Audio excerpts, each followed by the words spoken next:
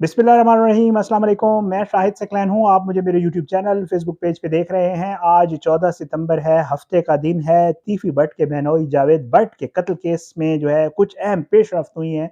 कुछ ऐसी चीज़ें मेरे पास पहुँची हैं जो मैं आपके साथ आज शेयर करूँगा। एक तो शूटर की गिरफ्तारी के हवाले से, और फिर शूटर ने कुछ चीज़ें जो बताई हैं वो बड़ी खौफनाक हैं, और शूटर के हवाले से कुछ नई चीज़ें सामने आई हैं। वो क्या है, आज की इस वीडियो में ये सारी चीज़ें आपके सामने रखेंगे। लेकिन साथ-साथ जो तहकीकाती इदारे हैं, ज़ाहिर है जो तफ्तीश कर रहे हैं, उन्होंने अपनी तफ्तीश का दायरा कार जियो फेंसिंग के बाद बढ़ाया है, और एक स्कूल से 3 गिरफ्तारियाँ हुई थीं, और उस स्कूल से किसको गिरफ्तार किया गया, क्यों गिरफ्तार किया गया, और फिर उसका मामला क्या था। आज की इस वीडियो में ये चीज़ें, और एक सीनियर सहाफ़ी लाहौर के हैं, उन्होंने कुछ मज़ीद खौफनाक इंकशाफात किए हैं। अगला नंबर किसका, अगला निशाना कौन हो सकता है। लाहौर में जो शूटर पकड़ा गया है उसने जावेद भट्ट साहब और बाकी जो लोग हैं इस मामले के साथ, चाहे वो बालाच फैमिली हो, चाहे वो तीफी गोगी भट्ट हो, उनके हवाले से क्या कुछ बताया है। और आने वाले दिनों में दो अहम लोगों ने जाकर जो है वो गिरफ्तारी देनी है पुलिस को, हाई कोर्ट में या पुलिस को। वो क्या मामला है, आज की इस वीडियो में कोशिश करेंगे कि ये जितनी चीज़ें मेरे पास पहुंची हैं वो आपके साथ शेयर कर दें। कोशिश ये है कि इंशाल्लाह इस मामले के ऊपर जो भी डेवलपमेंट्स हो रही हैं, गाहे बगाहे जब भी मौका मिलता है या जब भी कोई नई चीज़ आती है, वो आपके साथ ज़रूर शेयर करते हैं। सबसे पहले आपको लेटेस्ट अपडेट दे दूँ, और वो ये है कि जी स्कूल पर छापा मारा गया है। अब ये क्या है, मैं आपको बता देता हूँ। हुआ कुछ यूँ कि जी आपको पता है, एक सीसीटीवी फुटेज आई थी, और उस सीसीटीवी फुटेज में 2 तस्वीर लीक हुई थी। बताया था मैंने आपको कि बाद में जो है पता चला कि एक पीसी के सामने की थी, और एक गालबन जो है वो माल रोड की थी या शाहराह कायद-ए-आज़म की थी। मैंने आपकी अपनी वीडियो में बता दिया था। अब उन 2 तस्वीर में जो शख्स सामने आया, अज़हर था। अज़हर जो है उसका नंबर लेके पुलिस ने जियो फेंसिंग की, उसके नंबर की सीडीआर निकाली गई, चेक किया गया कि कौन-कौन और किस-किस से ये बंदा किन-किन औकात में राब्ते में था, ठीक है? अब जब अज़हर की सीडीआर निकाली गई तो उसमें एक नंबर जो पुलिस को क्लिक किया, वो था एक स्कूल की खातून प्रिंसिपल का। अब इस खातून प्रिंसिपल का अज़हर के साथ क्या ताल्लुक हो सकता है? ज़ाहिर है पुलिस ने इसको इन्वेस्टिगेट करना था। पुलिस ने पूरी रेड की, अकेली पुलिस नहीं होती, आपको पता है, ओसीयू भी होती है, पुलिस भी होती है, बहुत सारा मामला होता है, कुछ 30-40 के करीब लोग गए, 5 से 7 गाड़ियाँ थी। और ये स्कूल जो है, मैं नाम जानबूझ के नहीं इस स्कूल का बता रहा, ये जो है इस्लामपुरा में एक स्कूल है, इस पे छापा मारा गया और 3 लोगों को जो है इसमें उठाया गया। इसमें स्कूल की प्रिंसिपल खातून थी, उसका एक भाई था, नाम जानबूझ के नहीं बता रहा, मेरे पास नाम मौजूद है, और इनका एक कज़न था जो इनके पास मेहमान के तौर पे आया हुआ था। इन लोगों को उस स्कूल से उठाया गया और उठा के जो है इदारे जो है वो ले गए। अब हुआ कुछ यूँ कि पुलिस ने जाकर इनसे इन्वेस्टिगेट किया और इनसे पूछा कि आखिर जो शूटर अज़हर है, वो इस स्कूल प्रिंसिपल को क्यों कॉल्स करता रहा है, और उसका इससे कैसे राब्ता रहा है, और अज़हर की क्या लीड है जो पुलिस लेने की कोशिश कर रही थी। पता ये चला कि जी स्कूल की प्रिंसिपल से इन्वेस्टिगेशन में, कि ये स्कूल के प्रिंसिपल ने बताया कि जी मेरा तो इसमें कोई कसूर नहीं है। अज़हर के जो बच्चे हैं, वो यहाँ पर ट्यूशन पढ़ रहा था, अज़हर का बच्चा।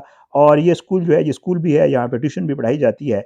और मसला ये हो रहा था कि अज़हर ने पिछले 4 माह से इस बच्चे के स्कूल की, जो उसका बच्चा ट्यूशन पढ़ रहा था, स्कूल पढ़ रहा था, उसकी फ़ीस नहीं दी थी। तो बताया ये गया कि जी प्रिंसिपल ने ये कहा कि जी मैं तो अज़हर को इसलिए कॉलें कर रही थी कि अपने बच्चे की फ़ीस दो, नहीं तो हम बच्चे को स्कूल से फ़ारिग कर देते हैं। तो बार-बार वो कहती है मेरा राब्ता होता, अज़हर 1-2 बार स्कूल के अंदर भी आया और उसने मुझसे मुलाकात भी की, वो कॉल भी करता रहा, और मेरा इस उससे फ़ीस का तकाज़ा था, और वो ये मिन्नतें कर रहा था कि जी मैं आपको इकट्ठी दे दूँगा या मुझे जो ही मिलेगी दे दूँगा। तो बहरहाल जी, जब ये सारा मामला हुआ तो उसके बाद जी इसी फ़ैमिली का एक शख़्स, इत्तलात ये हैं कि बेचारा इटली जा रहा था, एयरपोर्ट पे था, उसको भी गिरफ़्तार किया गया। और फिर उसके बाद जो है पता ये चला है कि 2 दिन तफ़्तीश की गई इन लोगों से, और उसके बाद जो है इन लोगों को क्लियर करार देकर छोड़ दिया गया। ये आपको लेटेस्ट डेवलपमेंट दे दूँ, मैंने कहा मेरे पास आई थी, आपको बता दूँ। अच्छा, उसके अलावा जो अज़हर है, अज़हर के हवाले से मुतज़ाद खबरें हैं। ज़राए ये कहते हैं, जो सहाफ़ी दोस्त हैं वहाँ पे जो खबर है, सीनियर सहाफ़ी जो दोस्त हैं वो ये कहते हैं कि शूटर अज़हर जो है वो शुमाली इलाका जात से गिरफ़्तार हो चुका है। पुलिस के जो लोग हैं ऑफ़िशियली इस चीज़ को नहीं मान रहे। 2 शूटर्स के हवाले से सामने आया, एक का ताल्लुक लाहौर से, इस्लामपुरा, यही बंदा सांदे वाला जो अज़हर है इसका है, और दूसरा पत्तोकी से बताया जा रहा है कि उसका ताल्लुक है। अब जो गिरफ्तार शूटर है उसके हवाले से जो चीज़ें सामने आई हैं, वो मैं आपके सामने रख देता हूँ जी।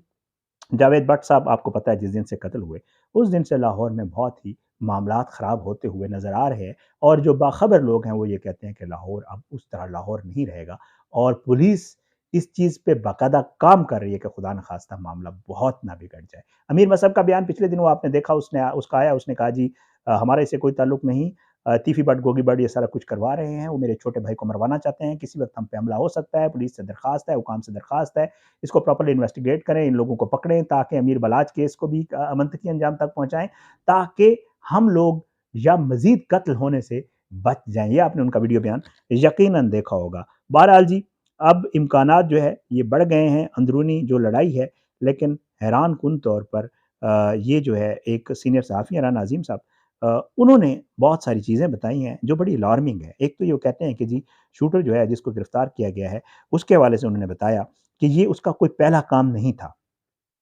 ये शूटर जो है इसका ये पहला कत्ल नहीं था, बल्कि ये इससे पहले भी कई कत्ल कर चुका है, राना अज़ीम साहब बताते हैं। वो कहते हैं कि ये जो है इससे कबल भी वारदातें कर चुका है और हैरानकुन तौर पर ये शूटर कई बार पाकिस्तान से बाहर भी जा चुका है।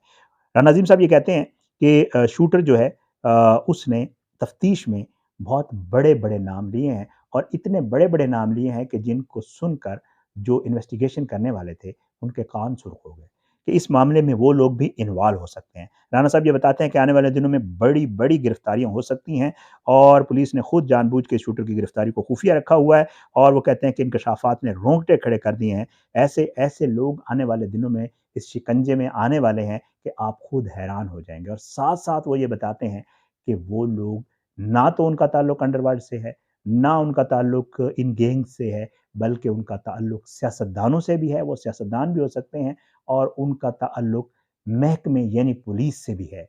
तो वो कहते हैं कि जी इसके ऊपर बड़ा ज़बरदस्त काम हो रहा है कि जो-जो भी सहूलतकार हैं, जिन लोगों ने इन गैंग्स को, इन लोगों को फैसिलिटेट किया इनको सहूलतकारी मुयस्सर की, इन सारे मामले में इन्वॉल्व रहे, अब उनके ऊपर हाथ डाला जाएगा। ये बहुत बड़ी खबर है।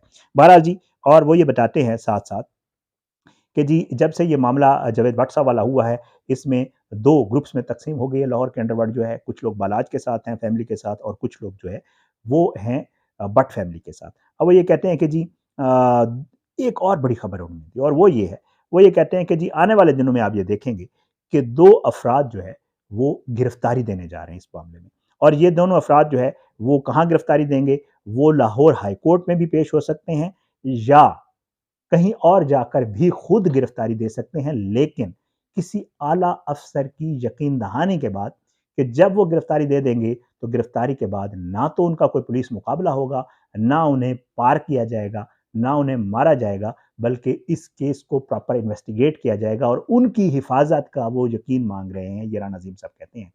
कि वो अपनी हिफाज़त माँग रहे हैं कि हम गिरफ्तारी ज़रूर दे देते हैं और ये 2 बड़ी शख्सियत का नाम वो कहते हैं हम आगे कहीं बताएँगे। लेकिन ये 2 शख्सियत जो है मेरा मेरा तो अंदाज़ा गोगी तीवी भट्ट के हवाले से है लेकिन डिपेंड करता है उन्होंने अभी इसका नाम नहीं डिस्क्लोज़ किया।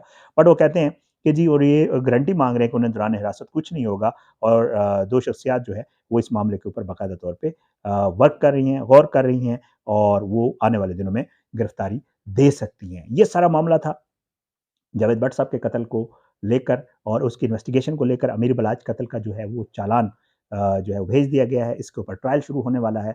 अमीर मसहब और अमीर फ़तेह और कैसर भट्ट ज़ाहिर है अब वो लोग अपनी उनको ज़ाहिर है ख़तरा है कि खुदा न ख़ास्ता इस पे हमारे अमीर मसहब का बयान भी आकर उन्होंने कहा कि हमारी फ़ैमिली मज़ीद जो है वो अमवात या मज़ीद जो है वो टारगेट किलिंग जो है वो बर्दाश्त नहीं कर सकती और उन्होंने आला हुकाम से ये दरख्वास्त किया जो कि बड़ी अच्छी और बड़ी रेलेवेंट दरख्वास्त है कि खुदा न खास्ता कहीं आगे ऐसा ना हो कि मज़ीद कुछ कत्ल हो या लाहौर का अमन ख़राब हो या मामलात मज़ीद ख़राब हों तो उससे बेहतर है कि इन मामलात को जल्द से जल्द सुलझाया जाए और जल्द से जल्द इसके ऊपर अमल दरामद किया जाए इन सारे मामलात को ख़त्म करने में। देखते हैं इंशाअल्लाह आने वाले भी दिनों में जो डेवलपमेंट्स होंगी, जो भी चीज़ें सामने आएँगी, इन चीज़ों को लेकर, इन मामलात को लेकर और मेरे पास जो भी डिटेल्स होंगी, ज़राए से, साफ़ी दोस्तों से, वो इंशाअल्लाह आपके साथ ज़रूर शेयर करेंगे। आपसे दरख्वास्त है कि अगर आपने अब तक मेरा यूट्यूब चैनल सब्सक्राइब नहीं किया तो मेरे यूट्यूब चैनल को सब्सक्राइब करें। मेरी कोशिश होती है मामलात को फ़ॉलो करता हूँ और आपको जो हमारे पास हकीकत आती है वो ज़रूर बताते हैं।